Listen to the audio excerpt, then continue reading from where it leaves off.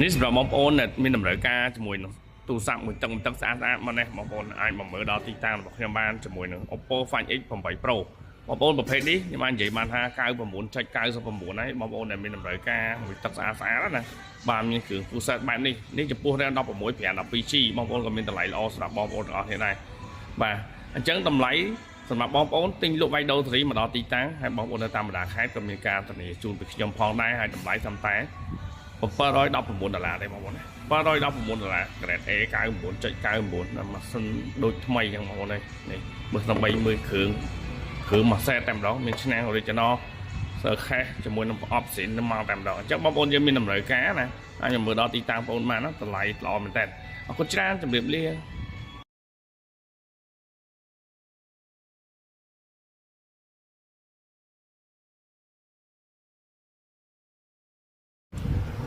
វីដេអូនេះខ្ញុំនឹងបង្ហាញអំពី Honor 200 Pro បងប្អូននៅក្នុងដៃរបស់ខ្ញុំនេះអាចនិយាយបានថា 99.99 ហើយម៉ាស៊ីននេះនៅដូចថ្មីអញ្ចឹងបងប្អូនណាគឺម៉ាស៊ីនស្អាតបងប្អូនយើងដែលឆ្លាញ់ម៉ាស៊ីនស្អាតបែបនេះណាអាចមកមើលដល់ទីតាំងរបស់ខ្ញុំបានជាមួយនឹង200 Pro នេះគឺជាប្រភេទ China version ដែលមាន RAM 12 បូក 12 memory 256G បាទសូម្បីតែ cache មិនទាន់ប្រើជាមួយនឹងឆ្នាំងអីនៅស្អាតទាំងអស់បុកតែម្ដងអញ្ចឹងបងប្អូនយើងមានតម្រូវការបងប្អូនអាចមកមើលបានម៉ាស៊ីនស្អាតបាទទិញលក់វាយដូរសេរីបានណាតម្លៃល្អជូនបងប្អូនទាំងអស់គ្នាអរគុណច្រើនជម្រាបលា